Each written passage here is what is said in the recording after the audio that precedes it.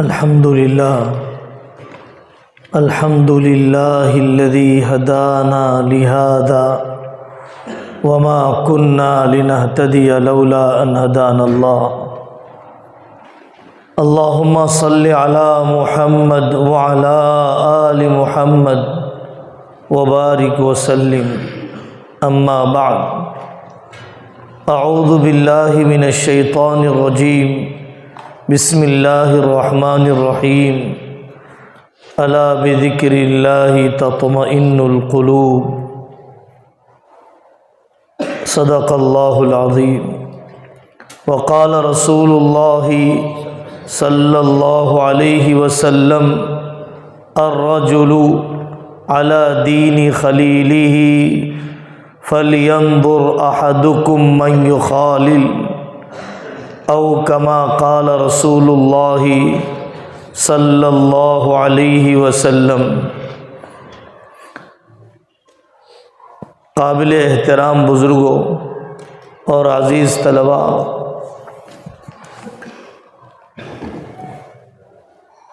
علامہ بویسری رحمۃ اللہ علیہ نے قصیدہ بردہ میں ایک شعر میں یہ فرمایا کہ بچے کا دودھ جب مناسب وقت میں جلدی چھڑا دیا جاتا ہے تو دودھ چھڑ جاتا ہے، ورنہ بڑی عمر ہو جاتی ہے آدمی دودھ کا ڈبہ لیے پھرتے رہتا ہے۔ فرماتے ہیں انسانی نفس کی مثال بھی ایسے ہی ہے، جتنا جلدی گناہ چھوڑ دیتا ہے اتنا اعمال کے قابل ہو جاتا ہے، اور جتنا گناہوں کا رسیہ رہتا ہے موت کے بستر تک بھی اس سے وہ گناہ چھوٹ نہیں پاتا ہے۔ گناہ کو چھوڑنا ہی حل ہے، تھوڑا کرنا، چھپ کے کرنا، قانون بنانا، حد بندی کرنا، خلوت میں کرنا، یہ حل نہیں ہے، گناہ چھوڑنا ہی حل ہے۔ حضرت حکیم الامت رحمۃ اللہ علیہ کی چند مثالوں سے زندگی میں بڑا فائدہ ہوا، وہی مثالیں عرض کرتا ہوں۔ حضرت فرماتے ہیں گناہ کی مثال خارش کی سی ہے، کھجلی کی سی ہے، جتنا کھجاتا ہے اتنی لذت آتی ہے، لیکن انتہا یہ ہوگی کہ زخم گہرا ہو جائے گا۔ جتنا گناہ کرتا ہے وقتی طور پر لذت آتی ہے، لیکن انتہا یہ ہے کہ آدمی وہی گناہ کرتے ہوئے مر جاتا ہے۔ جیسے کھارے پانی سے پیاس بجھانے کی امید نہیں کی جا سکتی ہے، بلکہ کھارا پانی پینے سے اور پیاس بڑھتی ہے، ایسے ہی گناہ سے سکون حاصل کرنے کی امید نہیں کی جا سکتی ہے، اور بے چینیاں بڑھتی ہیں، اور بے چینیاں بڑھتی ہے۔ آدمی گناہ کرتا ہے سکون پانے کے لیے، اور بے چینیاں بڑھتی ہیں گناہ کرنے کے بعد۔ حضرت شاہ ابرار الحق صاحب ہردوئی رحمۃ اللہ علیہ بالعموم یہ دو مثالیں دیا کرتے تھے کہ اگر کوئی آدمی کار میں بیٹھ جائے، اے سی چالو کر دے اور پھر اس کے بعد کھڑکیاں بھی کھلی رکھ دے، ٹھنڈک باقی نہیں رہتی ہے۔ اسی طریقے سے گھنٹوں قرآن پڑھائے، اپنے آنکھ، کان، زبان، اعضاء کے کھڑکیوں کو گناہ کے لیے کھلا رکھ دے تو پھر قرآن کی نورانیت دل میں باقی نہیں رہتی ہے، اعمال کی نورانیت دل میں باقی نہیں رہتی ہے۔ گاڑی کو ٹھنڈا کرنے کے لیے کئی منٹ لگ جاتے ہیں، پاؤ گھنٹہ لگ جاتا ہے، کمرے کو ٹھنڈا کرنے کے لیے 15-20 منٹ لگ جاتے ہیں، ٹھنڈک ختم کرنے کے لیے چند منٹ نہیں لگتے ہیں جب آدمی کھڑکیاں کھول دیتا ہے۔ دوسری مثال دیا کرتے تھے کہ اگر کوئی شخص اپنی مہینے کی تنخواہ پالے تو تنخواہ پالینے کے لیے، حاصل کرنے کے لیے 30 دن محنت کرنا ہے، 27 دن محنت کرنا ہے، لیکن جلانے کے لیے چند سیکنڈ کافی ہیں پیسوں کی گڈی کو آگ کے چولہے میں۔ ایسے ہی دل میں نور جمع کرنے کے لیے گھنٹوں تلاوت کرتا ہے، تھوڑی دیر کا گناہ اپنے اعضاء کو بے قابو چھوڑ دینا اس کی جمع کی ہوئی پونجی کو ختم کر دیتا ہے۔ رمضان گزرا، عید کی رات تھی، نفس بے قابو ہو گیا، عمرے کا آخری دن تھا، آنکھیں بے لگام ہو گئی، حج سے واپسی ہوئی، 15-20 دن ہی گزرے تھے، پھر آدمی کی زبان بے قابو ہو گئی، اعمال کا نور ختم ہو جاتا ہے۔ گناہ سے بچنے کا اہتمام، قرآن کی درس و تدریس میں لگے ہوئے، حفظ و عالمیت میں لگے ہوئے، گناہ سے بچنے کا غم، گناہ سے بچنے کا غم۔ تقویٰ زیادہ سجدے کرنے کا نام نہیں ہے، تقویٰ گناہ چھوڑنے کا نام ہے۔ 1000 تلاوت کرنا آسان ہے، گھنٹوں بیان کرنا آسان ہے، ایک غیبت سے بچنا مشکل ہے، ایک نگاہ کو نیچے کرنا مشکل ہے۔ امتحان تو تقوی کا جب ہی ہوتا ہے جب آدمی کے لیے گناہ کے مواقع آتے ہیں، جب اختلاف کے موقع پر زبان کے چلنے کے مواقع آتے ہیں، جب آدمی کے تقوی کا امتحان ہوتا ہے۔ حضرت مولانا شبیر احمد عثمانی رحمۃ اللہ علیہ نے اپنی تفسیر میں ایک مثال دی ہے، اس سے مجھے بہت فائدہ ہوا۔ حضرت مولانا شبیر احمد عثمانی رحمۃ اللہ علیہ فرماتے ہیں، ایک آدمی نے زہر کھایا اور اسے فوراً قے ہو گئی، اس کے بچنے کی امید ہے۔ ایک آدمی نے زہر کھایا اور وہ زہر اسے پچ گیا، ہضم ہو گیا، پیٹ نے نبھا لیا، اس کے بارے میں اندیشہ ہے کہ زہر پورے رگ و پے میں سرایت کر جائے گا اور بہت بدترین موت وہ مرے گا۔ اسی طریقے سے ایک آدمی نے گناہ کیا اور اس کو گناہ پچ نہیں رہا ہے، ہضم نہیں ہو رہا ہے، آواز آ گئی یا سور۔ بیل آنے کا طریقہ یہی ہے۔ ایک صحابی رضی اللہ عنہ راستے سے گزر رہے تھے، نامحرم پہ نگاہ پڑی، حیات الصحابہ کا واقعہ ہے، سر دیوار سے ٹکرا گیا۔ حضرت آقا صلی اللہ علیہ وسلم کے پاس آئے، آقا نے فرمایا انک عبد اراد اللہ بک خیرا، تم تو اللہ کے اچھے بندے ہو، گناہ کا اثر اللہ نے جلدی ظاہر کر دیا۔ جس کے ساتھ اللہ تعالیٰ برائی کا ارادہ کرتے ہیں اس کی گناہ کی سزا کو فوراً ظاہر نہیں کرتے ہیں، توبہ کی توفیق نہیں ہوتی ہے۔ حضرت ابن قیم جوزی رحمۃ اللہ علیہ فرماتے ہیں لا تنظروا الى صغر الذنوب ولكن انظروا الى عظمة من تعصيه، یہ مت دیکھ کہ گناہ چھوٹا ہے یا بڑا ہے، یہ دیکھ کے تو کس کی نافرمانی کر رہا ہے۔ صوفیاء نے کہا لا صغیرۃ مع الاصرار ولا کبیرۃ مع الاستغفار، چھوٹا گناہ بار بار کرنے سے صغیرہ کبیرہ بن جاتا ہے، اور کبیرہ گناہ سچے دل سے استغفار کرنے پر اللہ کے یہاں معاف کرنے کے لیے چھوٹا ہو جاتا ہے۔ حضرت علی رضی اللہ عنہ فرماتے ہیں گناہ کا راستہ گڑھے کی طرف، نیچائی کی طرف، نیچے کی طرف لے جانے والا ہے، اسی لیے ایک قدم کے بعد دوسرا قدم تیرا آسانی کے ساتھ اٹھتا ہے۔ نیکی کا راستہ اونچائی کا راستہ ہے، بلندیوں کا راستہ ہے، اور بلندیوں پر چڑھنے کے لیے کمر پر بوجھ پڑتا ہے، گھٹنوں پر زور لگتا ہے۔ اونچائی کے راستے میں بوجھ ہوتا ہے، نیچائی کی طرف جاتے ہوئے، گڑھے کی طرف جاتے ہوئے بوجھ نہیں ہوتا ہے۔ آدمی ارادہ کر لے، اللہ تعالیٰ اسے بچاتے ہیں۔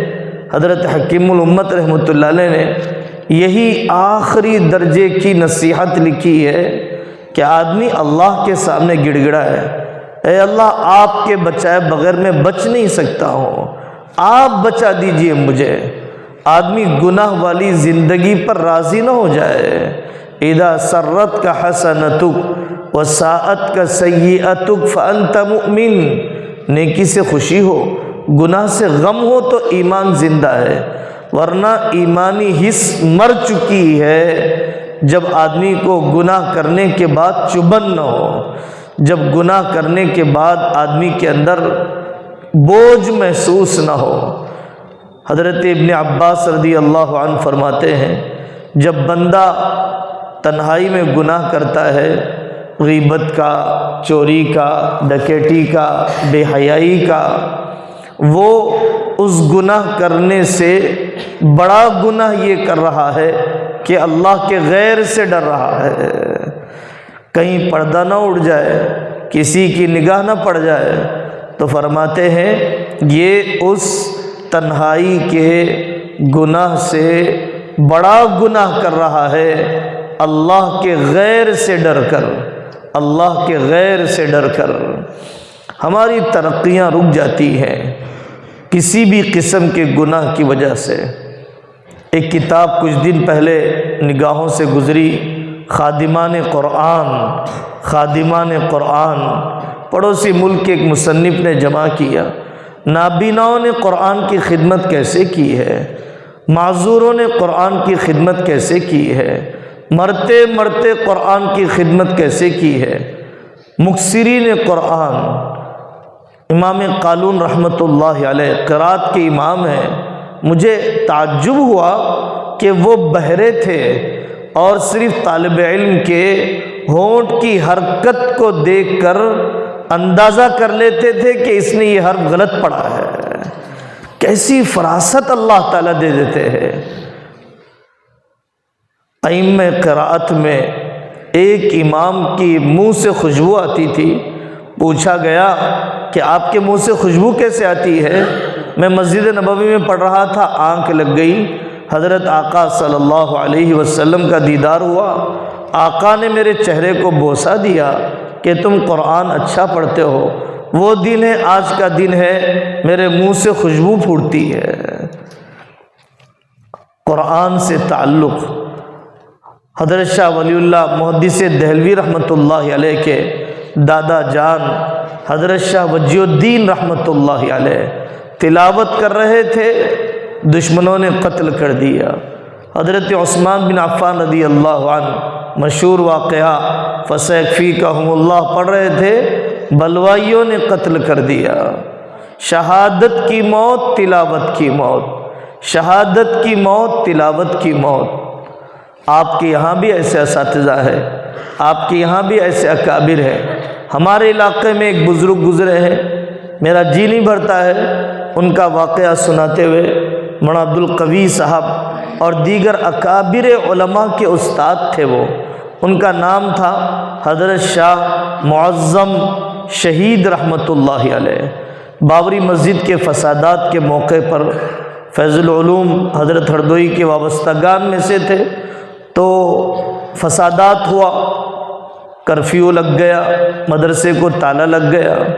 مدرسے سے ایسا دلی تعلق تھا کہ کرفیو تھوڑا سا کھلا تو انہوں نے کہا مجھے بے چینی ہو رہی ہے، مدرسہ دیکھ کر آتا ہوں۔ سائیکل پر نکلے اور اپنے گھر سے تھوڑی ہی دور جانے کے بعد ایک چوراہا آتا ہے، اشرف العلوم جاتے ہوئے وہاں پر پیچھے سے دو فسادی آئے، چھرا گھونپ دیا۔ وہ سائیکل پر سے اترے اور سڑک پر کھڑے ہو گئے رکعت باندھ کر، کھڑا نہیں ہوا گیا، سجدے میں گر گئے، انتقال ہو گیا۔ انہوں نے وصیت کر رکھی تھی کہ جب میں مر جاؤں تو میرے کفن دفن کا سامان صندوق میں ہے، باہر سے کچھ لانے کی زحمت نہ کرنا۔ ان کے بیٹے سے میری ملاقات ہے، ان کے بیٹے نے صندوق کھولا تو دیکھا کہ صرف کفنانے کا سامان ہے، نہلانے کا سامان نہیں ہے۔ تو حضرت مولانا خالد سیف اللہ صاحب دامت برکاتہم سے پوچھا گیا کہ حضرت وصیت اس شخص نے یہ کی تھی اور ہوا ایسا ہے۔ مولانا خالد سیف اللہ صاحب نے پوچھا بھائی موت کیسے ہوئی؟ ایسے موت ہوئی؟ یہ تو شہادت کی موت ہے، اور اس شخص کو یقین تھا کہ جب میں شہید ہی مرنے والا ہوں تو نہلانے کا سامان رکھنے کی کیا ضرورت ہے؟ جب میری موت شہادت کی ہی ہونے والی ہے تو مجھے نہلانے کا سامان رکھنے کی کیا ضرورت ہے؟ رجال صدقوا ما عاہدوا اللہ علیہ۔ اللہ سے معاملہ کیجیے آپ، ہم ذمہ داروں سے کیا ڈریں، انتظامیہ سے کیا معاملہ، یہ سب تو دوسری بات ہے۔ ان کو راضی کرنا بھی اللہ کو راضی کرنے کے لیے ہے۔ مجھے اپنا معاملہ اپنے اللہ سے صحیح کرنا، اپنے ماں باپ سے صحیح کرنا دوسرے درجے میں ہے۔ اللہ سے صحیح ہو گیا، سب سے میرا معاملہ صحیح ہو گیا، سب سے میرا معاملہ صحیح ہو گیا۔ ابھی کورونا کے زمانے میں اللہ نے عجیب عجیب کرامتیں بتلائی اکابر کی، میں سنانا چاہتا ہوں، کتاب کے واقعات سناؤں گا، دل تسلی دے گا جھوٹی کہ یہ تو پرانی زمانے کی باتیں ہیں۔ جنوب کے علاقے میں ایک بزرگ تھے، سبیل الرشاد کے بانی کے بیٹے حضرت مولانا لطف اللہ صاحب رحمۃ اللہ علیہ، مدرسے کے ملا جی تھے، معلم الحجاج تھے۔ وہ ہمیشہ کہتے تھے کہ جس سال میرا حج نہیں ہوگا وہ میری زندگی کا آخری سال ہوگا۔ ہر سال حاجیوں کی تربیت کا ایک میدان مشن بنا لیا تھا۔ کورونا کے زمانے میں پہلے ہی سال ان کا جنازہ اڑ گیا کیونکہ اس سال حج کے لیے جانے کا موقع نہ ملا۔ اسی سبیل الرشاد کے ایک استاد تھے حضرت مولانا اسماعیل صاحب کیرنوری رحمۃ اللہ علیہ۔ کیرنور ایک علاقہ ہے کیرلا میں جہاں کے علماء نے علم فلکیات پر کتابیں لکھی ہے، جہاں پر علم ہیئت پر کتابیں لکھی ہے۔ ہمیں اپنے ملک کی تاریخ جاننا چاہیے، مختلف علاقے کی شخصیتوں کو پہچاننا چاہیے۔ وہ یہ کہا کرتے تھے کہ میری موت بھی ہو تو ایام تعلیم میں نہ ہو، جمعہ کے دن ہو، تاکہ طلباء کے تعلیم کا حرج نہ ہو۔ ہم ہمیشہ سوچتے رہتے ہیں ہماری تقریریں، ہمارے جلسے، ہماری تصنیفیں یہ سب بے حیثیت ہو جاتی ہیں ان مخلصوں کی زندگیاں جب ہم دیکھتے ہیں، ان مخلصوں کی زندگیاں جب ہم سنتے ہیں۔ اللہ کا کرنا جمعہ کے دن ہی انتقال ہوا۔ اسی مدرسے کے سبیل الرشاد کے ایک استاد تھے، ان کا نام تھا حضرت مولانا سید میران صاحب رحمۃ اللہ علیہ۔ بھولے بھالے قسم کے استاد تھے، سادی طبیعت تھے، طلباء بھی ان کو بناتے تھے، ستاتے تھے جیسے کہ طریقہ ہوتا ہے مدرسوں میں۔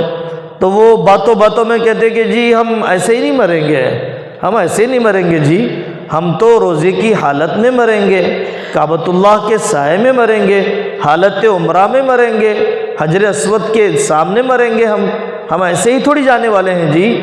تو اور تعجب ہوتا تھا ان کی باتوں پر، کوئی ملکوں کا سفر کرنے والا استاد نہیں تھا۔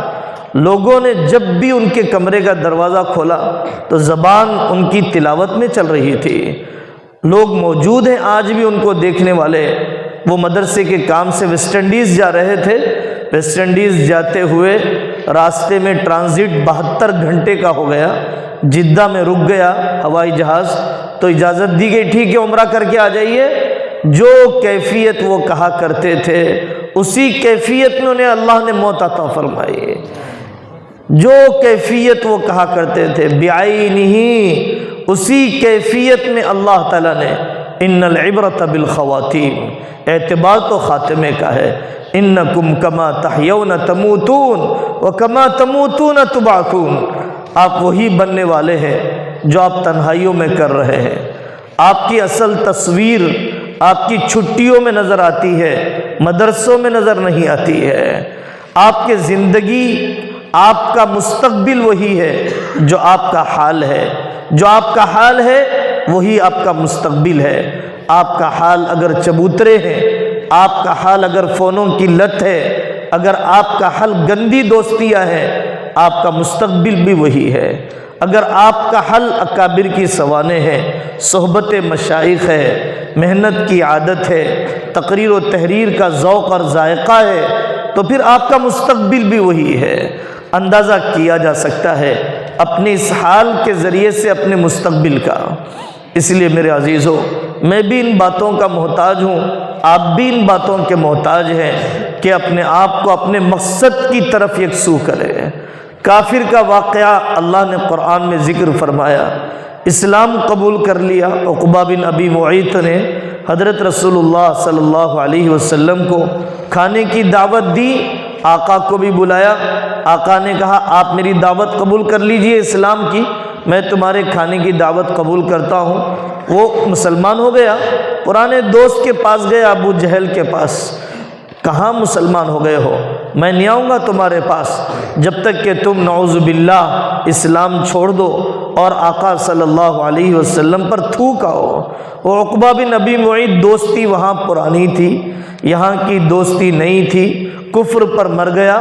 قرآن نے نقل کیا، وہ افسوس کرتے ہوئے اپنی انگلیاں کھاتے ہوئے کہے گا وَيَوْمَ يَعَضُّ الظَّالِمُ عَلَى يَدَيْهِ يَقُولُ يَا لَيْتَنِي اتَّخَذْتُ مَعَ الرَّسُولِ سَبِيلًا، کاش میں نے آقا صلی اللہ علیہ وسلم کو دوست بنایا ہوتا، اس ظالم کو دوست نہ بناتا۔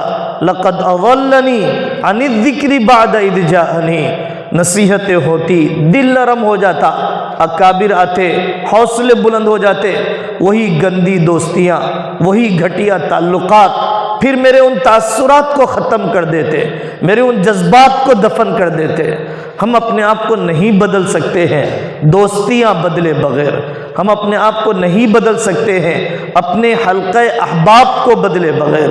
حدیث الرجل علی دین خلیلہ، آدمی اپنے دوست کی عادت پر نہیں، صرف اپنے دوست کی فکر پر نہیں، صرف اپنے دوست کے نظریے پر نہیں، صرف اپنے دوست کے مذہب پر ہوتا ہے۔ دوست آدمی کے مذہب کا فیصلہ کر دیتا ہے، دوست اپنے مذہب کا فیصلہ کر دیتا ہے جب آدمی نامناسب تعلقات کو اپناتا ہے۔ ہم نے اپنے والدین کی آنکھوں میں دھول جھونکا، ہم نے اپنے بڑے بھائی کو پتہ نہیں کتنی تکلیف دے دی۔ اگر ہماری حقیقی تعلیمی صورتحال، اگر ہماری حقیقی اخلاقی صورتحال، انتظامیہ مہینوں ملکوں کے اندر پھرتے رہے، چندہ کرنا کوئی آسان کام ہے، غیرت ذبح کرنا پڑتا ہے آدمی کو۔ حضرت شیخ الحدیث مولانا زکریا صاحب رحمۃ اللہ علیہ فرماتے ہیں آدمی اپنی غیرت کو ذبح کر دیتا ہے اجتماعی تقاضوں کو پورا کرنے کے لیے۔ کیا اس کو پڑی ہے در در پر جانے کی؟ وہ بھی تو اپنا کاروبار کر لیتا، وہ بھی نوکری کر لیتا، وہ اپنے انتظام کے اتنے بڑے بوجھ کو کیوں اٹھاتا؟ بڑھاپے میں اپنی راحتوں کا انتظام کر لیتا، اپنے پوترے نواسوں میں رہتا، اپنی تنخواہ لے کر وہ اپنی زندگی گزار لیتا۔ اس نے ہمارے لیے تعلیم کے مواقع دیے، اس نے ہمارے لیے تدریس کے مواقع دیے۔ ہم اپنے انتظاموں کے، اپنی انتظامیہ کے ساتھ بے وفائی ہے، اللہ کے ساتھ ناشکری، اس کے بعد کیا امید کی جا سکتی ہے؟ حیات الصحابہ میں حضرت مولانا یوسف صاحب رحمۃ اللہ علیہ نے واقعہ نقل فرمایا، ایک مجزومہ جزام زدہ خاتون سے طواف کرتے ہوئے حضرت عمر نے دیکھا تو کہا کہ چل اپنے گھر میں بیٹھ جا، یہاں پر تیرے جزامی مرض کے ساتھ، سڑے ہوئے بدن کے ساتھ طواف کرنے سے لوگوں کو تکلیف ہو رہی ہے، انفرادی عمل سے اجتماعی زندگی میں تکلیف ہو، تمہیں گھر میں بیٹھ جانا چاہیے۔ وہ بیٹھ گئی، حضرت عمر رضی اللہ عنہ کا انتقال ہو گیا، حضرت عمر رضی اللہ عنہ شہید کر دیے گئے۔ لوگوں نے اس خاتون سے کہا کہ جا، امیر کا تو انتقال ہو گیا، اب کوئی روک ٹوک نہ رہی، اب چلے جا طواف کرنے کے لیے۔ طواف کا عمل تو ہے ہی ایسا کہ جو سوائے کعبۃ اللہ کے کسی اور جگہ نہیں ہو سکتا ہے۔ اس جزام زدہ خاتون نے کہا مجھے شرم آتی ہے کہ میں امیر کی اطاعت زندگی میں تو کروں، مرنے کے بعد نہ کروں، استاد کی موجودگی میں کروں، مرنے کے بعد نہ کروں، درسگاہ میں رہے تب کروں، باہر نہ کروں، ان ناظم موجود رہے تب کروں، غیر موجودگی میں نہ کروں۔ یہ کوئی صادقین کا طریقہ نہیں ہے، یہ کوئی صادقین کا طریقہ نہیں ہے۔ ہمارے بڑوں نے مرنے کے بعد وفاداریاں کی ہے۔ مفتی شفیع صاحب رحمۃ اللہ علیہ کے والد مولانا یاسین صاحب رحمۃ اللہ علیہ، مفتی محمود الحسن صاحب گنگوئی رحمۃ اللہ علیہ کے والد حامد حسن صاحب رحمۃ اللہ علیہ، اور ایسی کتنی مثالیں میں آپ کو سناؤں کہ جن کو ان کے استاد نے ایک علاقے میں بھیجا اور بھیجنے کے بعد استاد کا انتقال ہو گیا۔ لوگوں نے کہا کہ حضرت بڑھاپا ہے، آ جائیے، پوتے نواسوں میں رہیے، پریشان نہ ہوئیے۔ تو انہوں نے کہا استاد جی کو کیا منہ دکھاؤں گا قیامت کے دن؟ اگر استاد جی نے پوچھ لیا کہ میں نے تمہیں فلانے علاقے میں بھیجا تھا، تم جلدی کیوں آ گئے؟ انور شاہ کشمیری رحمۃ اللہ علیہ اپنے شاگردوں سے کہا کرتے تھے، ہمارے علاقے کے ایک بڑے عالم نے نقل کیا، حضرت کشمیری رحمۃ اللہ علیہ 3 دن تک 6 گھنٹے قادیانی کے کافر ہونے کو بھاولپور کی عدالت میں بولتے رہے، ثابت کرتے رہے۔ فرمایا میری زندگی میں فیصلہ نہ ہو، شاگردوں میں تم سے کہتا ہوں میری قبر پر آ کر فیصلہ سنا دینا۔ انتقال کے بعد ان کی قبر پر جب عدالتوں نے پڑوسی ملک میں فیصلہ کیا تو آ کر سنایا گیا حضرت خوش ہو جائیے، عدالت نے فیصلہ کر دیا قادیانی کے کافر ہونے کا، قبر سے خوشبو پھوٹ پڑی ہے۔ ایسی وفاداریاں کی ہے شاگردوں نے، ایسے احترام کیا ہے انتظام کے ضوابط کا۔ دینے والے اللہ ہے، ذریعہ شیخ بن جاتا ہے، دینے والے اللہ ہیں، ذریعہ استاد بن جاتے ہیں، دینے والے اللہ ہیں، ماں باپ استاد ذریعہ بن جاتے ہیں، دینے والے اللہ ہیں، معاصر خیرخواہ دوست آدمی کے لیے ذریعہ بن جاتے ہیں۔ اس لیے میرے بزرگوں بہت ضرورت ہے کہ ہم فون کا کھلونا نہ بنے۔ فون نے بڑے آزمائشی دور میں ہمیں ڈال دیا، اور نفع اٹھانے والے کم ہیں، نقصان بھگتنے والے زیادہ ہیں، اور ہم فون سے کم کھیل رہے ہیں۔ فون ہماری جوانی سے زیادہ کھیل رہا ہے، ہماری تعلیم سے ضرور کھیل رہا ہے، ہماری تنہائیوں کے اعمال سے کھیل رہا ہے، ہماری صحت سے کھیل رہا ہے، ہمارے رشتوں سے کھیل رہا ہے، ہماری جوانی سے کھیل رہا ہے، ہمارے مستقبل سے کھیل رہا ہے۔ دوستیوں میں، تعلقات میں، ماحول میں ایک بڑی چیز فون کا بے قابو استعمال، اور فون کا ایک بزرگ نے بڑی اچھی مثال دی کہ ایک مولوی صاحب سے آ کر لوگوں نے پوچھا کہ چوہا مر کر گر جائے تو کتنے ڈول نکالنا ہے کنویں سے؟ سارے ڈول نکال دیے۔ آ کر کہا کہ حضرت آپ نے جتنے ڈول کہے تھے ہم نے اتنے ڈول نکال دیے، بدبو ختم نہیں ہوئی۔ تو مولوی صاحب پریشان ہو گئے، انہوں نے بہت سوچ کر کہا کہ بیٹا چوہا نکالا کہ نہیں نکالا؟ کہا کہ حضرت پورا پانی تو نکالا، چوہا نے نکالا۔ عقل مند پہلے چوہا نکالا جاتا ہے پھر پانی نکالا جاتا ہے۔ آدمی فون کے بے قابو استعمال کو نہ نکالے، کعبۃ اللہ چلے جائے گندگی ختم نہیں ہوتی ہے، جنازوں میں چلے جائے دل میں رقت نہیں آتی ہے، خانقاہوں میں 10 دن رہے لیکن تبدیلی کے ارادے نہیں ہوتے ہیں۔ بے قابو غیر محتاط استعمال کے نہ چھوڑنے کی وجہ سے پہلے چوہا نکالا جاتا ہے، پہلے گندے تعلقات نکالے جاتے ہیں، پہلے لیلاؤں کے جراثیم نکالے جاتے ہیں، اس کے بعد آدمی نیکی کے ماحول کے تأثر کو قبول کرتا ہے، پھر اس کے بعد کچھ بدلنے کے فیصلے بھی کرتا ہے، پھر کچھ عزائم بھی کرتا ہے، پھر اس کے اوپر استقامت بھی ملتی ہے، پھر اس پہ مشورے بھی کرتا ہے۔ تو اس وجہ سے تعلقات، فون کا استعمال، ہمارے تبلیغ کے ایک ذمہ دار تھے مولانا یونس صاحب پونا والے رحمۃ اللہ علیہ، وہ ایک جملہ فرماتے تھے، امت کا سب سے زیادہ پیسہ پھونکنے اور تھوکنے میں جاتا ہے۔ پھونکنا یعنی سگریٹ وغیرہ کی عادت، تھوکنا گٹکے پانوں کی عادت، سب سے زیادہ پیسہ کینسر کے خریدنے میں جاتا ہے، سب سے زیادہ پیسہ آدمی کی اپنی صحت کو تباہ کرنے کے ان 2 اسباب میں جاتا ہے۔ کاش یہ پیسے کتابوں کی خریداری کے لیے جمع ہو جاتے، کاش یہ پیسے اپنی لائبریری کی تیاری پر، کتابیں ہوگی تو پڑھنے کی توفیق بھی ملے گی۔ ہم نے کتابوں کے خریدنے کا ذوق اس ادارے سے پایا اور اپنے اساتذہ سے پایا۔ حضرت مفتی صاحب رحمۃ اللہ علیہ سفر حج سے آتے لاکھوں کی کتابیں لاتے، آپ نے دیکھا اپنے کتب خانے کے اندر، اپنے اساتذہ کو ہم نے دیکھا اپنا ذاتی نسخہ درسی رکھتے ہوئے، اس کے اوپر نوٹس لکھتے ہوئے، حالانکہ کوئی خاص ضرورت بظاہر محسوس نہیں ہوتی، کتابی تعلق کا ہونا، کتابی سرمایہ کو جمانا اور نادر قسم کے نسخوں کی حفاظت، نادر قسم کے شروحات کو خریدنا، دنیا کے جس کونے سے ہو، اگر وہ پونجی ادھر لگ جاتی ہماری شخصیت سے ہی تعمیر ہو جاتی، ہمارے اندر کوئی کمال پیدا ہو جاتا، ہم واقعی آئندہ کتابیں موجود ہوتی ہر موضوع سے متعلق، ہر فن سے متعلق، ہر نئی تحقیق سے متعلق، کبھی تو ہاتھ بڑھتے، کبھی تو ہم فائدہ اٹھاتے، لیکن خرچ کرنے کا رخ بدل گیا۔ حضرت قاری امیر حسن صاحب رحمۃ اللہ علیہ بہت کم بولا کرتے تھے، لیکن ان کا یہ جملہ تربیت کے باب میں بڑی اہمیت رکھتا ہے۔ وہ فرماتے تھے کہ دو چیزیں آدمی کو نقصان پہنچاتی ہیں، پیٹ کی صلاحیت سے زیادہ کھانا بھرنا اور عمر کے آنے سے پہلے خیالات بسانا، عمر کے آنے سے پہلے خیالات بسانا۔ ابھی پڑھنے کی عمر ہے، پڑھانے کے خیالات، ابھی پڑھنے کی عمر ہے، کمانے کے خیالات، ابھی پڑھنے کی عمر ہے، نکاح کے خیالات، ابھی کمانے کی عمر ہے، نکاح کے بعد کے خیالات۔ آدمی جس عمر میں جو کام کرنا ہے وہ کام کرنے کے بجائے اگلی عمر کے جائز ناجائز خیالات کو بسا لیتا ہے تو اس کی صحت تباہ ہو جاتی ہے، اور پیٹ میں اس کی استعداد سے زیادہ غذا بھر لیتا ہے، اس سے بھی اس کی صحت تباہ ہوتی ہے۔ ایسی چیزوں سے آدمی اپنے آپ کو بچائے۔ جان ہے تو جہان ہے، صحت سلامت ہے۔ المؤمن القوی خیر من المؤمن الضعیف وفی کل خیر۔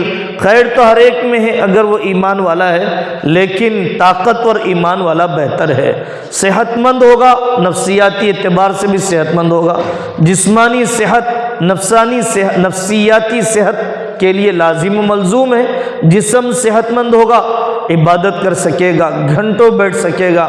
آپ تعجب کریں گے، مجھے بھی تعجب ہے، مفتی اشرف علی صاحب رحمۃ اللہ علیہ سبیل الرشاد کے ناظم تھے اور ان کے بانی مبانی کے بیٹے تھے مولانا ابو سعود صاحب رحمۃ اللہ علیہ، باقوی رحمۃ اللہ علیہ کے، مفتی سعید صاحب پالنپوری رحمۃ اللہ علیہ کے ہمدرس تھے۔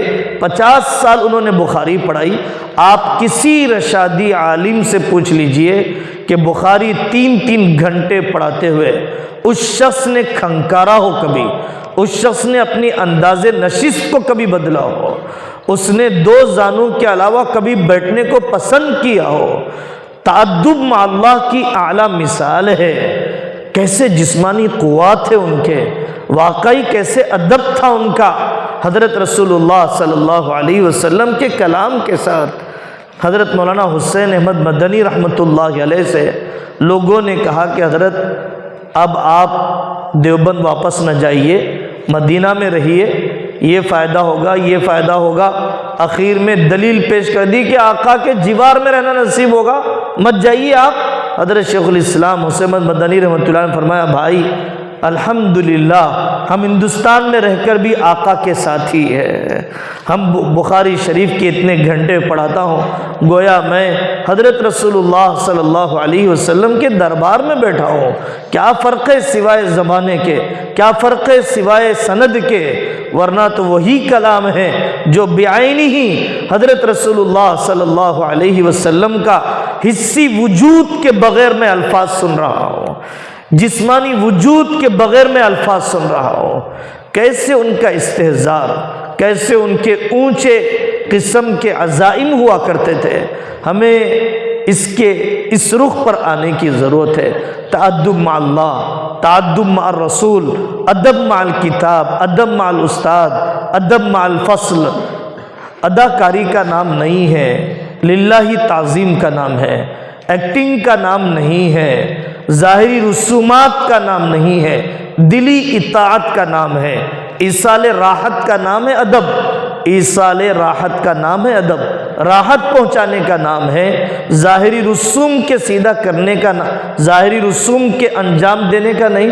چپل آدمی پوری زندگی سیدھی نہ کرے، استاد کی اطاعت کرے، کبھی پانی پیش نہ کرے، ہوم ورک پورا کر کے لائے، دلی راحت اس سے ملے گی۔ ورنہ تو یہ ایسا ہو گیا جیسے کہ ایک صاحب نے اپنے استاد کو دعوت دی اور دعوت دے کر استقبال میں بیٹھ گیا، سڑکوں کو سجایا، بیرق لگا دیے، نغمے سجا دیے، ترانے پڑھ دیے۔ استاد محترم آئے، مرغن قسم کے دسترخوان پر کھانے چن دیے گئے اور کھانا کھا لیا استاد محترم نے۔ جب درسگاہ میں بیٹھے تو پوچھا کہ بیٹا ہوم ورک تو بتاؤ۔ شاگرد نے کہا کہ حضرت ہوم ورک نہیں کیا ہے۔ ایسی احمقانہ حرکت سے کوئی سمجھدار استاد خوش نہیں ہوگا۔ سارے تعلق کی بنیاد ہے علم کا کمال پیدا ہونا، تربیت کا کمال پیدا ہونا، منشا کو پورا کرنا۔ حقیقی ادب یہی ہے کہ آدمی اپنے اساتذہ کے منشا کے مطابق کام کرے، ان کے حکم کے مطابق کام کرے۔ تقریر کا میدان، تحریر کا میدان، انجمن میں دلچسپی سے حصہ لینا، جی چرانے کی کوشش نہ کرنا، اس کو اضافی چیز نہ سمجھنا۔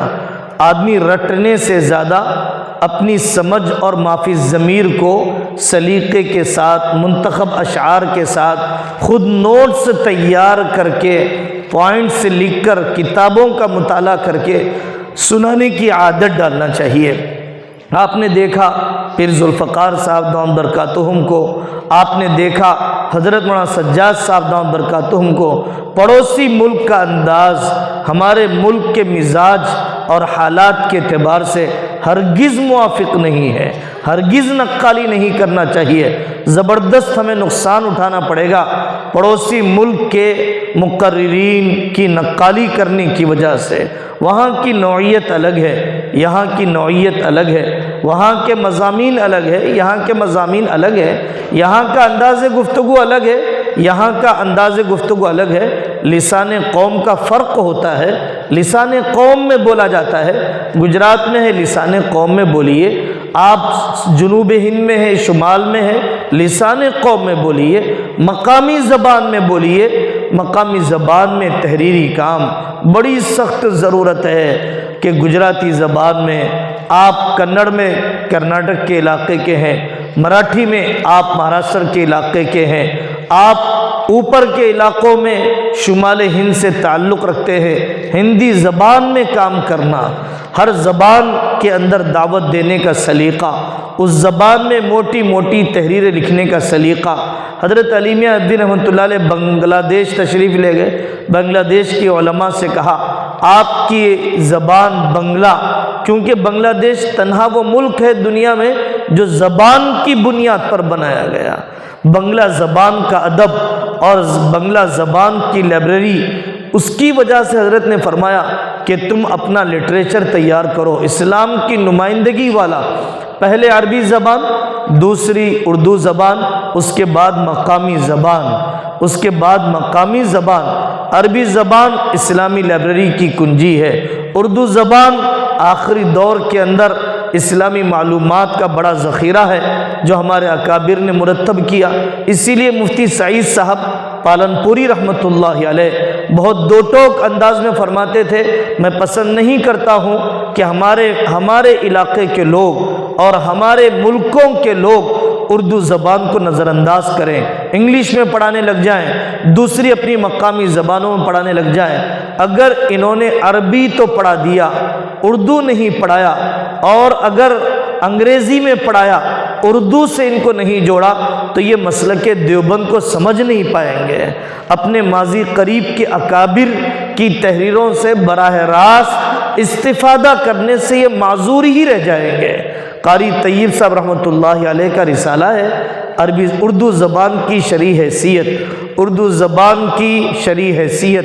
شیخ الحدیث صاحب رحمۃ اللہ علیہ کا رسالہ ہے فضائل اللغۃ العربیہ، آپ نے ان ساری روایتوں کو جمع کر دیا۔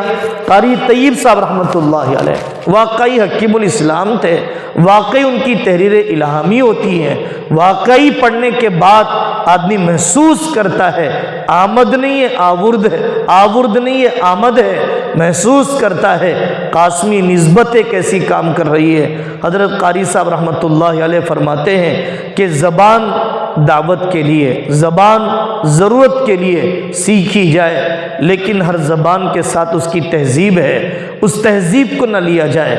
ہر زبان کے ساتھ اس کا مذہب ہے، اس کے مذہب کے تاثرات کو قبول نہ کیا جائے، اس زبان کی رگوں میں اسلامی مزاج کو ایسے دوڑا دیا جائے جیسے کہ ہمارے اکابر نے فارسی آتش پرستوں کی زبان میں، آگ کے پجاریوں کی زبان میں اسلامی مزاج کے خون کو دوڑا دیا ہے۔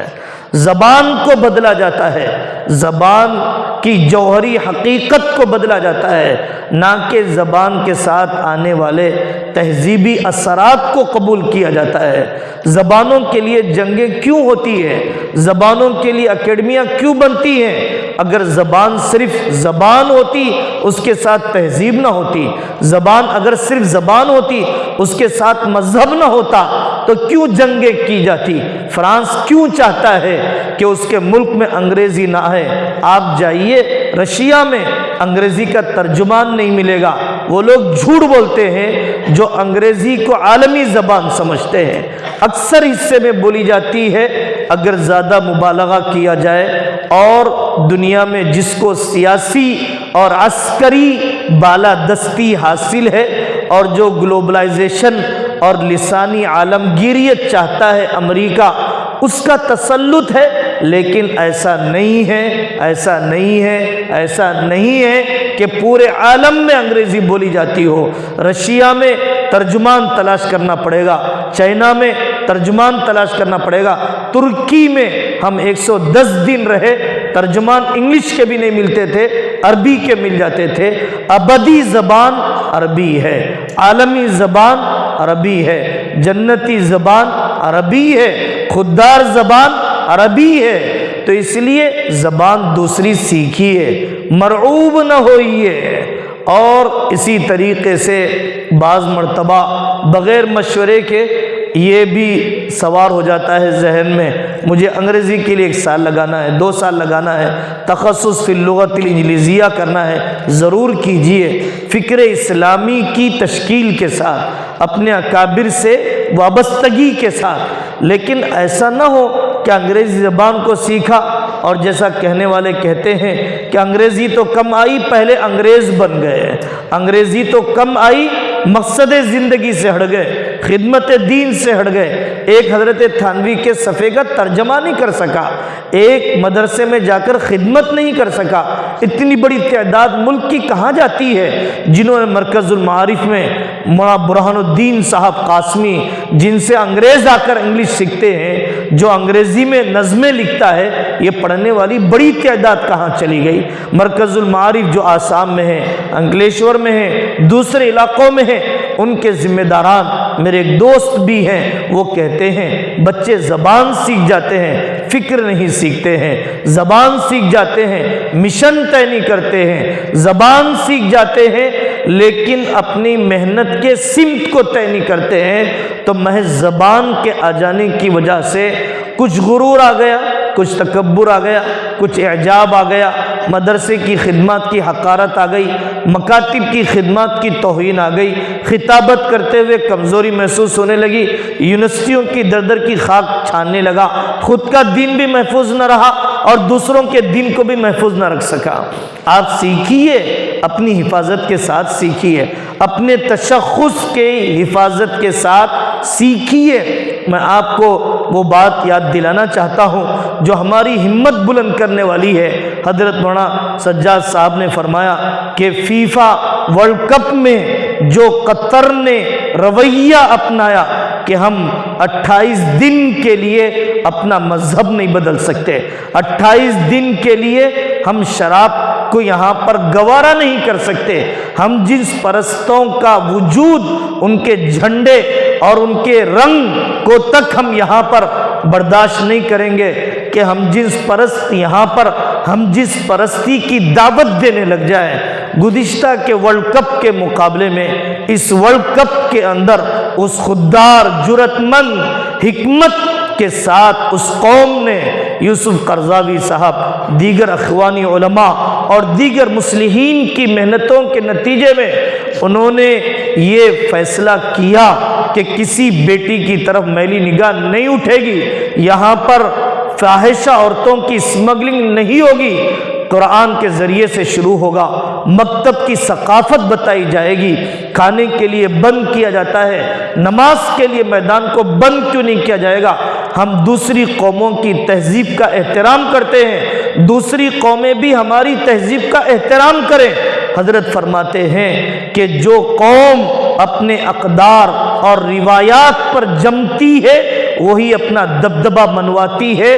100 سال کی تقریریں اگر علماء کرتے تو اسلام کی صداقت و حقانیت کا وہ چھاپ دنیا پر قائم نہ ہوتی جو ایک کھیل کے میدان میں اس جرأت مند قوم نے اپنی استقامت کے ذریعے سے بتلایا ہے۔ نقال غلام ہوا کرتے ہیں، نقال اپنے اقدار کے سودے باز ہوا کرتے ہیں، نقال ذہنی طور پر غلام رہنے کے بعد قیادت کا تصور نہیں کر سکتے ہیں۔ ہمارے ذہنی طور پر غلام نہ بنے کسی زبان کے، کسی تہذیب کے۔ یہ سوچنے لگ جاؤں کہ ایک ٹائٹ ٹی شرٹ مل جائے، ایک کالا چشمہ مل جائے، ایک بھیک مانگی ہوئی گاڑی مل جائے، یہی میری زندگی کی معراج ہے۔ کتنے چھوٹی دنیا پر یہ راضی ہو چکا ہے۔ رضوا بالحیات الدنیا واطمأنوا بہا۔ میں نے واقعات سنائے، آپ کے ذریعے سے مکاتب آباد ہوں، آپ کے ذریعے سے منبر و محراب سے پیغام جائیں، آپ کے ذریعے سے جامعات قائم ہو، خانقاہوں کی گرمیاں منتقل ہو، آپ کے ذریعے سے ترجیحی تقاضے پورے ہوں، امت کو ان کے زخم پر مرہم ملے، بیٹیاں طلاق سے رک جائیں، بچے خلا سے باز آ جائیں، ماں باپ تربیت کا سلیقہ سیکھ لے، نوجوان آپ کے ہاتھ پیر بن جائیں، ماں باپ آپ کو دعا دینے لگ جائیں، ان اساتذہ کی آنکھیں ٹھنڈک ہو جائیں، ٹھنڈی ہو جائیں جب آپ کے کارناموں کو سنیں، جب آپ کے علاقوں میں آئیں۔ ان تمناؤں کے ساتھ جیئے۔ یہ تقریر کا میدان ہے، یہ تحریر کا میدان ہے۔ انتظار نہ کرے بڑے مضمون کے لکھنے کا۔ آج کی گفتگو کو سنا، لکھ لیا، ناظم صاحب کی گفتگو کو سنا، لکھ لیا، استاد کی نصیحت کو سنا، لکھ لیا، اکابر کی کسی کتاب کو پڑھا، ذاتی یادداشت میں لکھ لیا۔ انتظار نہ کرے مہینے کے گزرنے کا، اپنی ذاتی یادداشت کا لکھنا۔ ہمارے زمانے میں ہمارے استاد مولانا طیب صاحب ندوی دامت برکاتہم، مولانا عمیس صاحب ندوی دامت برکاتہم نے معلم الانشاء کے گھنٹے میں طریقہ طے کیا تھا۔ 2 گروپ بنتے تھے، یہ گروپ ٹرین والا ہے، یہ گروپ بس والا ہے۔ اب دونوں مناظرہ کریں، مناقشہ کریں، اپنی افضلیت بتائیں، اپنے مصالح و منافع بتائیں۔ ہم سے کہا جاتا تھا آپ کھڑے ہو جائیے، سنائیے کیف قضیت اليوم۔ ہم سے کہا جاتا تھا آپ مضمون لکھیے۔ الرائد دوم کی جماعت میں میں آپ سے وہ باتیں جو بعض مرتبہ نہیں کہنی چاہیے لیکن اپنے گھر میں بیٹھا ہوں، اپنے محسنوں کے درمیان بیٹھا ہوں، احسان مندانہ بوجھ لے کر بیٹھا ہوں، آپ کو احساس دلانا چاہتا ہوں محض اللہ کا فضل تھا۔ ہم دوم کی جماعت میں الرائد حل کرتے تھے، الباس الاسلامی دیکھتے تھے، المجتمع کتب خانے میں دیکھتے تھے، رابطۃ العالم الاسلامی کا اخبار دیکھتے تھے، صحافتی عربی سے تعارف ہوا۔ سمجھنے کا سلیقہ تو بہت دیر سے آیا، تمنائیں پیدا ہوئی کہ وہ اخبار ہم بھی دیکھیں، ہم بھی پڑھیں۔ دیوبند گئے، وہاں پر پیسے دے کر خریدا جو یہاں پر مفت دیکھا کرتے تھے۔ جب احساس ہوا کہ کتنے آسان وسائل تھے دنیا بھر کے رسائل سے استفادہ کرنے کے، جس کو بہت ناقدری کے ساتھ گنوا دیا۔ آپ ضائع نہ کیجئے، کل پر مت ٹالیے۔ ابن جوزی فرماتے ہیں آج درخت کاٹنا ہے آج ہی کاٹ دے، کل پر نہ ٹال، تیرے قوہ کمزور ہو جائیں گے، درخت طاقتور ہو جائے گا، کاٹنا دشوار ہوگا۔ آج کے کام کو کل پر نہ ٹال، آج شب جمعہ ہے اور میں اور آپ نہیں جانتے زندگی کی آخری رات ہے۔ ہم اپنے اللہ سے گڑ گڑائیں، ہم ندامت کریں، ہم افسوس کریں، ہم نئے عزائم کریں۔ رمضان ملے گا نہیں ملے گا، رجب سے آقا کی دعائیں شروع ہو جاتی تھی، بارک لنا فی رجب و شعبان وبلغنا رمضان۔ ابھی سے حوصلے ہوں اپنی چھٹیوں کو صحیح گزارنے، امتحانوں کو قیمتی بنانے۔ سانسیں تو چانس ہے، سال ختم نہیں ہوا، تلافی ہو سکتی ہے، شام میں واپسی ہو سکتی ہے۔ اس لیے رمضان میں اپنے ماں باپ پر محنت، خاندان پر محنت۔ حافظ بننا آسان ہے، حافظ مرنا مشکل ہے۔ حافظ مرنے کی فکر ہو، آخری سانس تک میں قرآن سناؤں گا، محراب میں سناؤں گا، مسجد میں سناؤں گا، تاکہ مجھے اپنے قرآن پر اطمینان ہو اور اللہ کے پاس اسی طریقے سے حاضر ہوں۔ اللہ تبارک و تعالی مجھے عمل کی توفیق عطا فرمائے۔ جو کچھ کوتاہیاں رہی، نفسانیت رہی، اتار چڑھاؤ رہا، اونچ نیچ رہا، اللہ اپنے فضل سے ستاری کا معاملہ فرمائے، معاف فرمائے، ہم سب کو عمل کرنے کی توفیق عطا فرمائے۔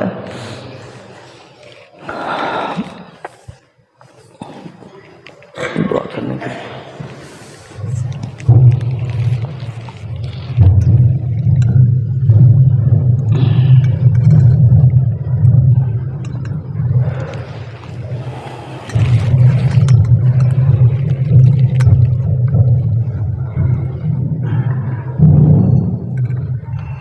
نحمده ونصلي على رسوله الكريم أما بعد الحمد لله الذي بنعمته تتم الصالحات۔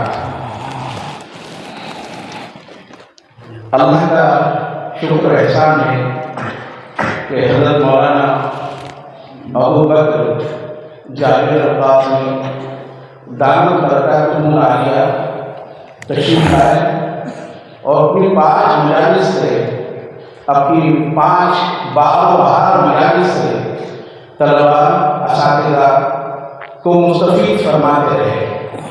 اللہ تعالیٰ ان کو جزائے خیر دے۔ آپ کی جو مجلسیں ہیں وہ درد دل سے نکلی ہوئی اور ایک فکر انگیز پیغام، مشن اور لمحے فکریہ ہمارے لیے ہے، طلبہ اور اساتذہ کے لیے۔ 5 مجلسیں، پہلے جو ہے 2 شخصیات، حضرت مولانا عالمی شخصیات علی میاں صاحب رحمۃ اللہ علیہ اور حضرت مولانا منصور صاحب نعمانی رحمۃ اللہ علیہ، ان کی تعلیمی، تربیتی، اصلاحی، تصنیفی، تعریفی خدمات اور ان کی جو اصلاح باطن اور ظاہر کے جو کام تھے اور تزکیہ قلب اور دل کی صفائی کی جو باتیں تھیں، وہ حضرت نے جو ہے پوری زندگی کا ان کی خلاصہ ہمارے سامنے پیش فرمایا۔ پھر دوسرا موضوع تھا کہ حضرت حکیم الامت رحمۃ اللہ علیہ اور ان کے تجدیدی کارنامے اور تعلیمات۔ ماشاءاللہ آپ نے جو ہے حضرت کی پوری زندگی ہمارے سامنے کھول کے رکھی اور اقوال سلف، اقوال صالحین، احادیث مبارکہ، آیات کریمہ کے برمحل برموقع استشہاد، بزرگان دین کے واقعات، ایسا لگ رہا تھا کہ خانقاہ جو قائم ہو گئی ہے اور ہم خانقاہ میں آئے ہوئے طالبین ہیں، مسترشدین ہیں، اور اللہ نے جو ہے ماشاءاللہ بہت اچھی دل سے نکلی ہوئی باتیں، دل خیزت برد گریزت، جو دل سے جو بات دل سے نکلتی ہے، اثر رکھتی ہے، پر نہیں طاقت پرواز مگر رکھتی ہے۔ اللہ کرے کہ ہماری سمجھ میں آ جائے اور ہم جو ہے اس طرح سے اپنے آپ کو ڈھال کر ان چیزوں کو اپنے لیے مشعل راہ بنائیں، رہنما بنائیں، نمائندہ بنائیں اور اس راستے پر چل کر ہم اپنی زندگی کی تعمیر کرنے والے بن جائیں۔ پھر تیسرا موضوع تھا کہ فضلاء کرام دین سے خدمت سے محروم، دینی خدمات سے محرومی کے اسباب اور اس کی مثالیں۔ اللہ آپ محترم نے پوری دنیا میں اور اپنے ہندوستان میں جو حالات چل رہے ہیں، دینی اعتبار سے، مذہبی اعتبار سے اور سیاسی اعتبار سے، ہر اعتبار سے ہماری فضلاء کی، طلباء کی ضرورت اتنی بڑھ جاتی ہے، اس پر جو ہے بہت روشنی ڈالی۔ اگر ہم کام کے بنے تو اللہ کہا جا رہا ہے کہ چھڑائی کا وقت ہے، اگر ہم کام کے بنیں گے تو اللہ ہمارے لیے کام کے راستے مہیا فرماتے چلے جائیں گے، اور اگر ہم نکل میں رہے تو جس طرح سے خصوصیات ہے ان کی کوئی ویلیو نہیں ہوتی، سماج میں کوئی ان کی وقت نہیں ہوتی، اس طرح سے بے حیثیت رہ کر جو ہے ہم اپنی زندگی گزار کے یہاں دنیا سے رخصت ہو جائیں گے۔ پھر جو ہے اساتذہ کرام کی ایک مجلس رہی چوتھی، اور ابھی یہ جو باقی مجلس آپ لوگوں نے سماعت کی ہے، تو خلاصہ کلام یہ ہے کہ ہم کو شیخ چاہتے ہیں کہ کہ ہم اپنے آپ کو ڈھالنے کی کوشش کریں، ہم اپنے آپ کو بنانے کی کوشش کریں، ہم جو ہے امت کاملہ بننے کی کوشش کریں۔ اور وہ کب ہوگا جب ہمارے حوصلے عزائم بلند ہوں گے، ہم اپنے دل میں پختہ ارادہ کریں گے۔ قوت فکر و عمل پہلے فنا ہوتی ہے، قوت فکر و عمل پہلے فنا ہوتی ہے، تب کسی قوم کی شوکت پہ زوال آتا ہے۔ زوال اور تنزلی کب آتی ہے، عروج کب ختم ہوتا ہے، جب اس قوم کے جو قائدین ہیں، طلبہ ہیں، اساتذہ ہیں اور جو ذمہ دار ہیں، ان کے اندر سے بھی احساس ختم ہو جائے تو وہ زوال کی پہلی منزل ہوتی ہے۔ فکر بالکل معاف ہو جائے، اس کی فکر کے جذبات اس کے اندر نہ ہو، قوت نہ ہو اس کی فکر کی، اور عمل کی قوت نہ ہو، اور وہ شک جس طرح سے نوا کر جاتا ہے، راشا آ جاتا ہے، بدن شک ہو جاتا ہے، تو آدمی کسی کام کا نہیں ہوتا ہے، تو اس طرح سے ہو جاتا ہے۔ تو آپ کے اندر قوت فکر و عمل کا بیدار ہونا ضروری ہے۔ حضرت چاہتے ہیں کہ ہمارے اندر وہ چیزیں پیدا ہو جائے، پھر جو ہے ایسے ہی جو ہے قوموں میں تبدیلی نہیں آتی ہے، قومیں ایسی اللہ تعالیٰ کھڑی نہیں کرتے ہیں، اور کسی کو عزت اور اکرام کے برابر ایسے ہی نہیں ملتی ہے۔ خدا نے آج تک اس قوم کی حالت نہیں بدلی، یہ اللہ کا دستور ہے۔ خدا نے آج تک اس قوم کی حالت نہیں بدلی، نہ وہ جس کو خیال خود اپنے بدلنے کا۔ اس لیے آپ کے اندر انقلاب پیدا کرنا ضروری ہے، اپنی زندگی میں تبدیلی لانا ضروری ہے۔ آپ نہیں لاؤ گے تو عمر تو یوں ہی گزر جائے گی، عمر تو یوں ہی گزر جائے گی۔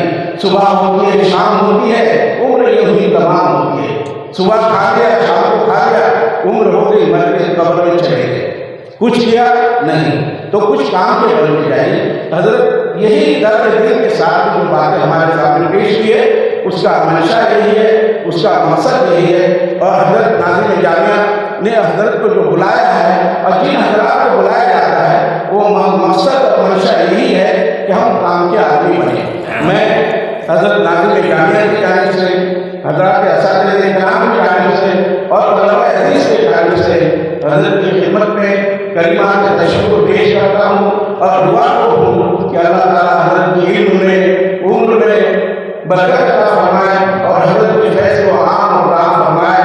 اور ہماری تمنا اور درخواست رہے گی کہ بار بار جو ہے آپ جامعہ تشریف لاتے رہے، اپنے مادر علمی اور اسی طرح استفادے کا موقع عنایت فرماتے رہے۔ جزاک اللہ خیر الجزا۔ السلام علیکم ورحمۃ اللہ وبرکاتہ۔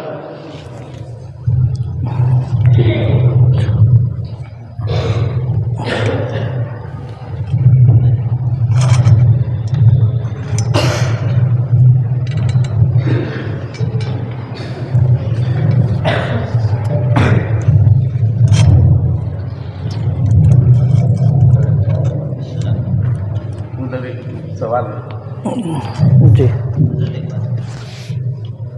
ابھی جیسے ہمارے ملک کا سیاسی منظرنامہ ہے، اس میں بعض معاصر دانشوران کی بات ہوتی ہے کہ علماء کی جو قیادت ہے وہ سیاسی صورتحال کو لے کر کوئی کامیاب پالیسی جو ہے وہ نہیں پیش کر سک رہی ہے۔ اس سلسلے میں کیا طرز فکر ہونا چاہیے؟ چونکہ حفظ کے طلبہ بھی ہیں، دوسرے معمولات بھی ہیں، انفرادی بیٹھ جائیں گے انشاءاللہ، دعا کے بعد بیٹھ جائیں گے۔ جی لگا کر دعا کریں صاحب۔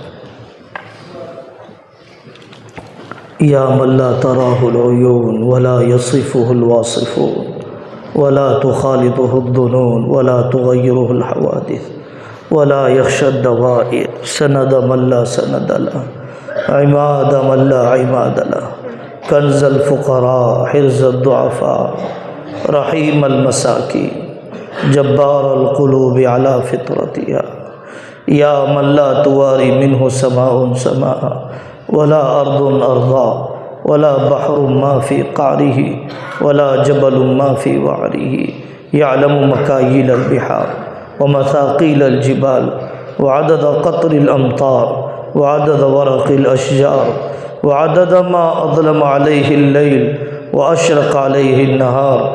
اللہم لک الحمد علی نعمت الایمان ولك الحمد على نعمة الإسلام ولك الحمد على نعمة القرآن ولك الحمد حمدا دائما مع دوامك ولك الحمد حمدا خالدا مع خلودك ولك الحمد حتى ترضى ولك الحمد بعد الرضا ولك الحمد بعدد تنفس نفس وطرفة كل عين لا نحصي ثناء عليك أنت كما أثنيت على نفسك يا قريبا غير بعيد يا شاهدا غير غائب يا شاهدا غير غائب اللهم إنا عبيدك وأبناء عبيدك وأبناء إمائك نواصينا بيدك ماض فينا حكمك وعدل فينا قضاؤك اللهم متعنا بأسماعنا وأبصارنا ولا تجعل الدنيا أكبر همنا اللهم صل على محمد وعلى آل محمد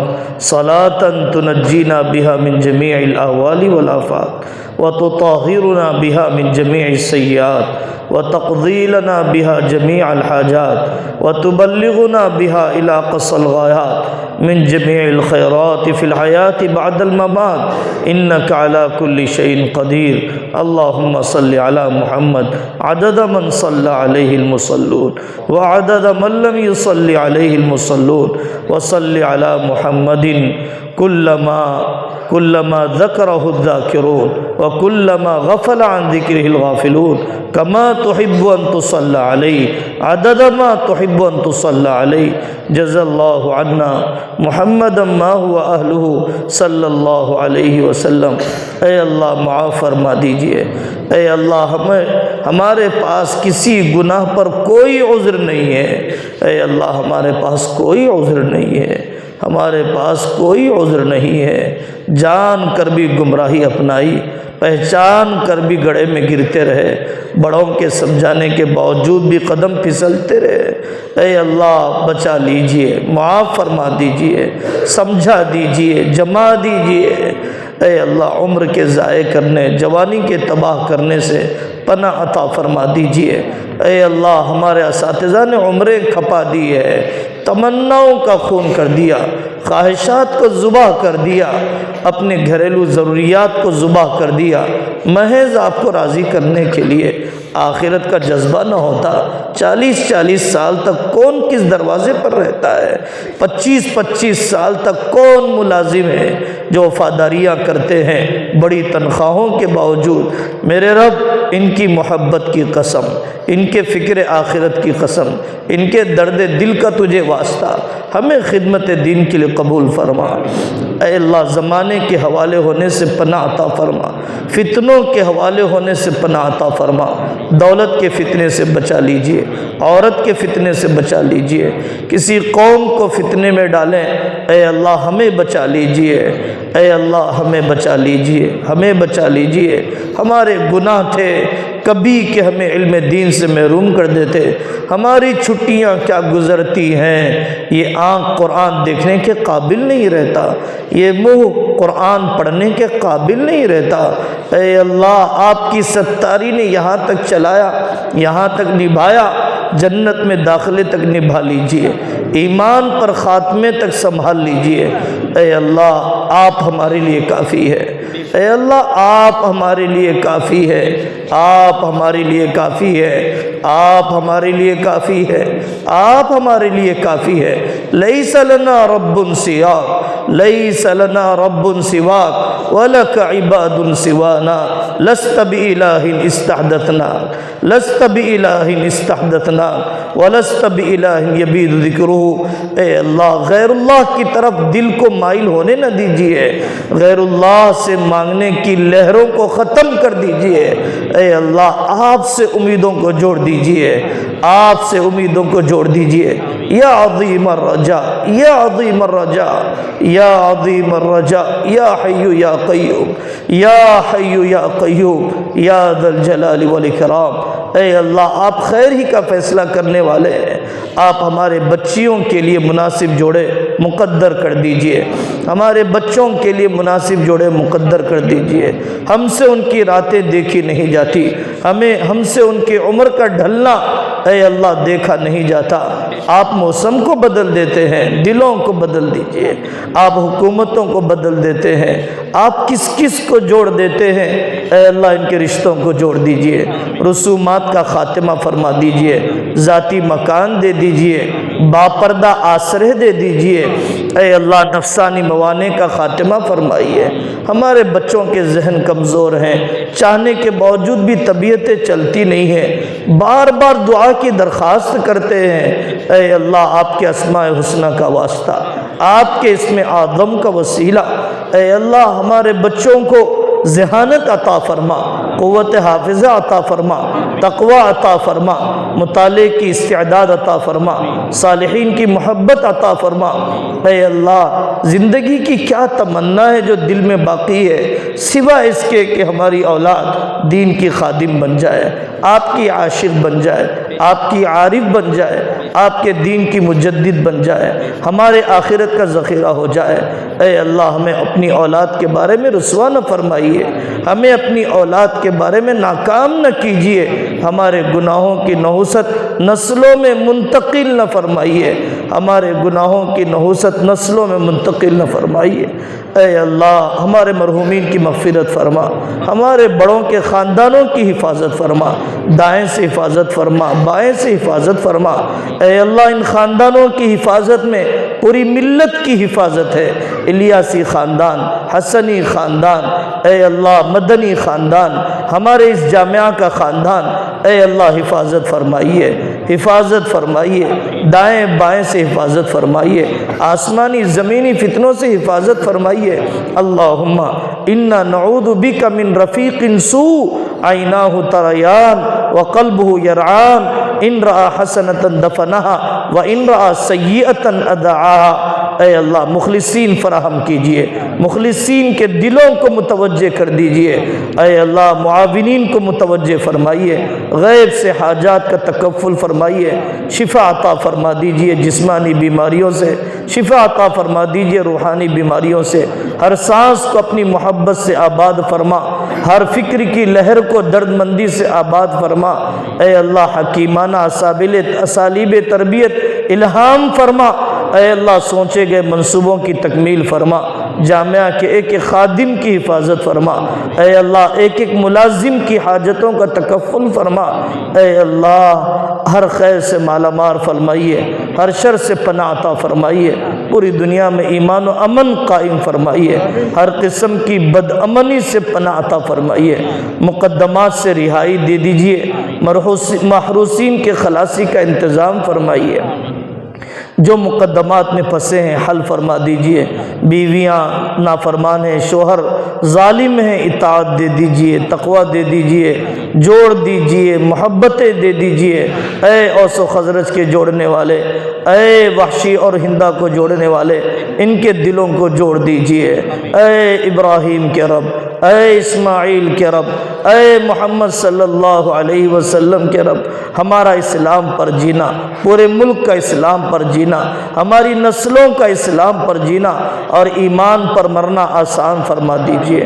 وصلی اللہ تعالی علی خیر خلقہ محمد وعلی آلہ واصحابہ اجمعین والحمد للہ رب العالمین۔